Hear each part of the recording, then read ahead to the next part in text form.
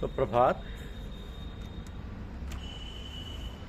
तीर्थराज प्रयाग, ये हमारी आज की आध्यात्मिक चर्चा का विषय। तीर्थराज प्रयाग। हिंदू तीर्थों में प्रयाग, काशी तथा गया अत्यंत महत्वपूर्ण तीर्थ माने जाते हैं। ये तीनों तीर्थ अपनी ख्याति के कारण त्रिस्थली के नाम से प्रसिद्ध हैं।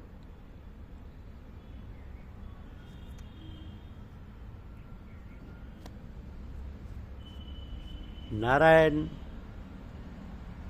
भट्ट ने वाराणसी में त्रिस्थली सेतु नामक पुस्तक लिखी, जिसमें उन्होंने प्रयाग, काशी तथा गया तीनों का विस्तृत वर्णन किया।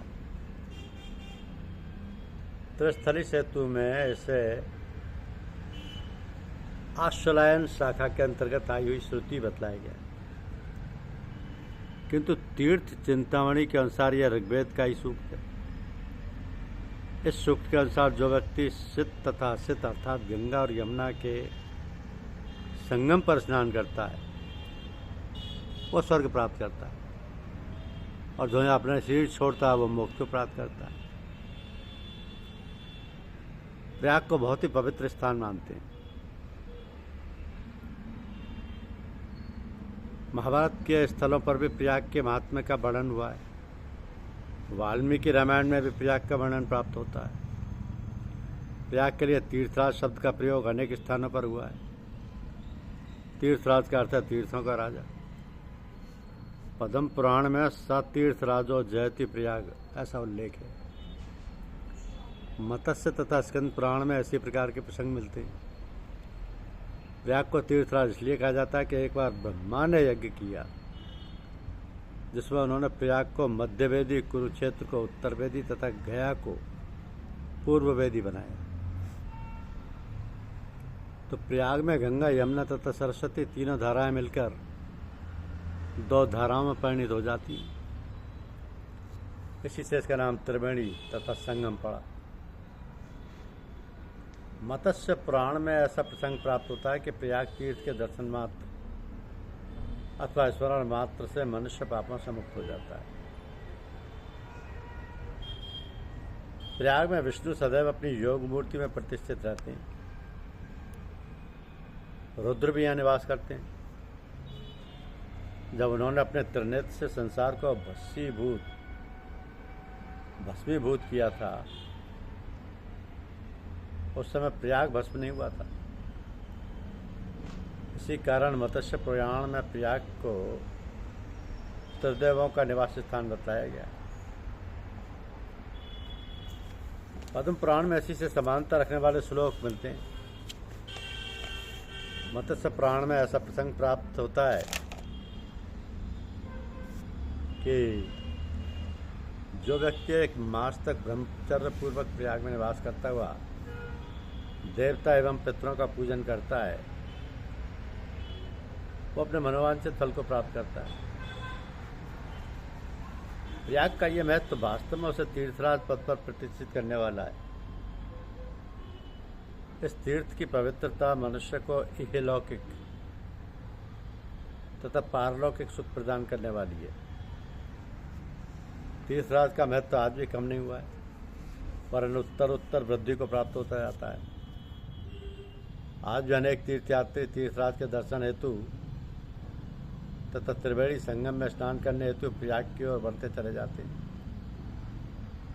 इसी में वे अपने जीवन को सार्थक समझते हैं।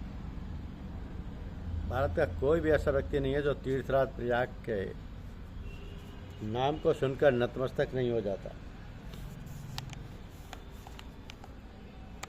आलस्य छोड़कर देवता, मुनि, असुरराज आदि भी जिनकी सेवा निरंतर ही करते हैं, तब फिर बड़े बड़े पापों में निरत रहने वाले मनुष्यों की तो बात ही क्या है। जो पृथ्वी में सज्जनों के विघ्न बाधाओं को दूर करने वाले हैं और जिन्होंने समस्त यज्ञों को जीत लिया, ऐसे तीर्थराज प्रयाग की जय हो। जिनकी महत्ता के विषय में वेद प्रमाण हैं, स्मृतियाँ प्रमाण हैं और प्राण तो सबसे बढ़कर प्रमाण हैं, उन तीर्थराज प्रयाग की जय हो। जहाँ पर योगाचरण की प्रतीक्षा नहीं हो, न विविध प्रकार के यज्ञों और ऋषियों की विशिष्ट दीक्षा की अपेक्षा है, न तारक मंत्र तथा गुरु की अपेक्षा है, ऐसे तीर्थराज प्रयाग की जय हो। बहुत आकर कोई निवास ही करे इस बात की जिन्हें परवाह नहीं, जो अत्यंत उदार चित्त वाले और मनुष्यों की कामनाओं को पूर्ण करते हैं तथा इच्छित पदार्थों को देते हैं, ऐसे तीर्थराज प्रयाग की जय हो। जिसके कंठ भाग में तीर्थावली है, पादमूल में दानावली शोभित है, वृतावली दक्षिण भुजा में स्थित है, ऐसे तीर्थराज प्रयाग की जय हो। जिसमें अवगाहन करने वालों पर यमराज का नियंत्रण नहीं रह जाता, जो अपने क्षेत्र में निवास मात्र से सुगति अर्थात मोक्ष प्रदान कर देता है, और जो आश्रय लेने वालों के लिए अमरत्व प्रदायक है, उस तीर्थराज प्रयाग की जय हो। श्री गंगा जी और यमुना जी की नीली और सफ़ेद तरंगें जिनकी चमर हैं तथा साक्षात अच्छे भट्टी जिनके नीले रंग का छत्र है, ऐसे समस्त तीर्थों के राजा प्रयाग महाराज की जय हो। अयोध्या, मथुरा, माया, काशी, कांची, अवंतिका, द्वारका, ये जो 7 प्रसिद्ध पुरियाँ हैं, वे तीर्थों के महाराजा प्रयाग की आज्ञाकारिणी पटरानियाँ हैं। अत्यंत निकट होने के कारण काशी अत्यंत प्रिय, जिसमें कि ब्रह्म प्रकाशित होता है, वह सब रानियों में प्रधान है, और उस आज्ञाकारिणी रानी को मुक्ति देने का काम तीर्थराज ने सुपुर्द किया है, अर्थात वह अपने निकट मरने वालों को मुक्ति देती रहती है। ऐसे तीर्थराज प्रयाग की इस ब्रह्मांड के बीच में सदा जय हो। धन्यवाद। यूट्यूब चैनल को लाइक और सब्सक्राइब अवश्य कीजिए। शुक्रिया।